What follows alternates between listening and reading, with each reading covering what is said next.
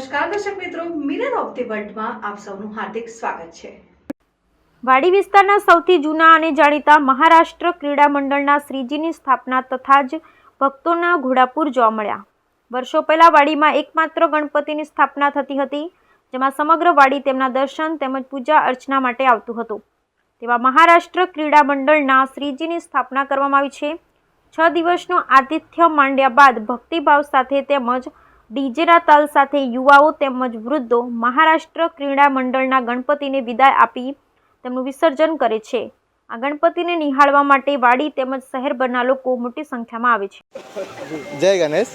મહારાષ્ટ્ર ક્રીડા મંડળ વાડીના મહાગણપતિ અમારી સ્થાપના 1965 એટલે કે આખા વાડીમાં અમારા સૌથી જૂના ગણપતિ બેસે છે।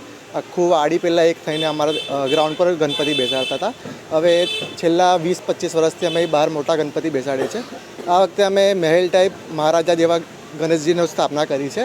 એમાં અમારા ગણપતિ 6 દિવસના હોય છે અને અમે 6 દિવસ ધાર્મિક કાર્યક્રમ કરીએ છીએ, ભજનનો પ્રોગ્રામ કરીએ છીએ।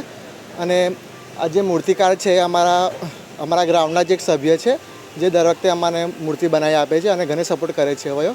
અને 6ઠ્ઠા દિવસે અમારું વિસર્જન હોય છે। 12 તારીખે ગુરુવારે અમારું વિસર્જન છે, તો દરેક ભાવિક ભક્તોને વિનંતી છે કે વિસર્જનમાં પધારે। જય ગણેશ।